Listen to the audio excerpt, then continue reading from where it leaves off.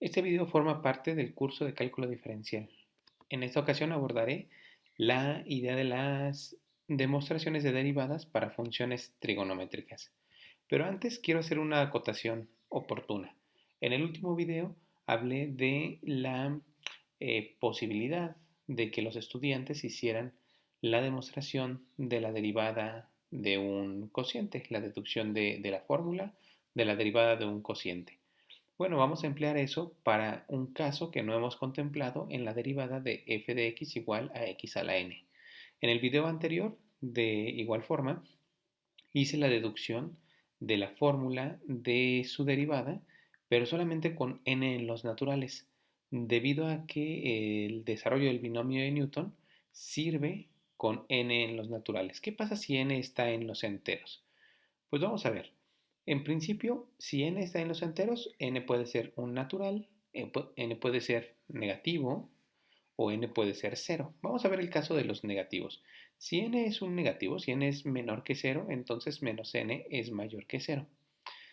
Aquí no hace falta profundizar mucho, pero quiero decir que no debemos confundir este menos n con un número negativo, porque menos n en realidad lo único que nos dice es que tiene el signo contrario a n, que en este caso tiene el signo negativo. Además, x a la n es igual a 1 entre x a la menos n. ¿Qué vamos a hacer para hacer la demostración de n en los enteros? Pues vamos a utilizar dos cosas. Vamos a utilizar lo que ya sabemos, es decir, con n en los naturales, y vamos a utilizar la fórmula del cociente.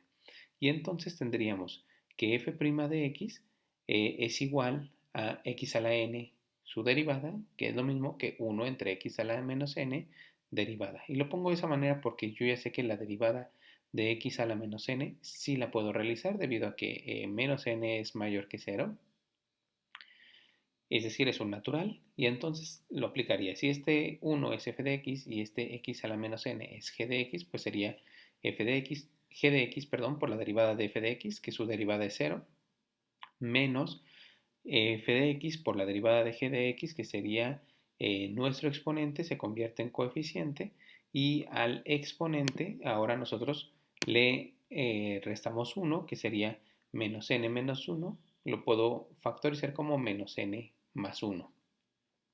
Y después nuestro denominador lo elevamos al cuadrado, x a la menos 2n. Multiplico el 2 por esta menos n. Entonces esto pues es 0 y este menos con este menos me da más, n. X, aquí me hizo falta un paréntesis, sería menos n más 1 más 2n, y luego este 2n con este menos n me queda n, y este menos con este más pues me quedaría menos 1. Entonces ya llegué a la expresión de que n por x a la n menos 1 es también la derivada de x a la n cuando n es un número negativo. ¿Qué pasa cuando n es un número positivo? Pues ya está. Y solamente me hace falta decir qué pasa si n es igual a 0. Si n es igual a 0 y excluimos el caso de x igual a 0, pues x a la n sería igual a 1. Entonces, ¿cuál sería su derivada si lo aplicamos directamente? Pues la derivada de 1 es 0, ¿no?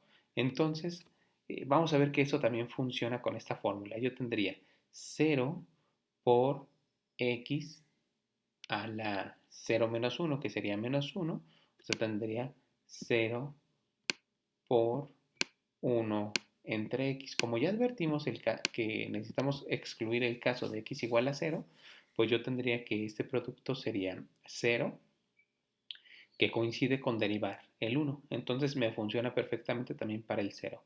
Con eso nosotros ya habríamos completado la deducción de la fórmula para todos los números enteros, para los positivos, los negativos y para el 0. Tomando en consideración que la x no puede valer 0 en el caso de que el exponente sea 0 y querer aplicar la fórmula de esta manera. Nos hace falta todavía explorar qué sucede cuando n es un racional o cuando es un irracional, pero eso lo veremos más adelante.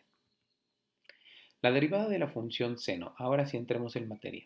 Si yo tengo que f de x es igual al seno de x, Su derivada sería igual al límite cuando h tiende a 0 de f de x más h, o sea, seno de x más h menos f de x, es decir, seno de x entre h, lo cual sería igual al límite cuando h tiende a 0 de, y aplico la identidad trigonométrica del seno de la suma, seno de x coseno de h más coseno de x seno de h, y luego este seno de x que ya estaba de por sí, eso dividido entre h. Eso sería el límite cuando h tiende a 0 y voy a factorizar seno de x del primer y último sumando, pero con el signo negativo, menos seno de x por 1 menos el coseno de h, y el otro término lo dejo igual, coseno de x, seno de h, todo dividido entre h. Voy a separar los sumandos con el límite y con el denominador, desde luego. Entonces, en el primer sumando, el menos seno de x lo voy a dejar fuera porque no tiene ninguna h, no se ve afectada por el límite.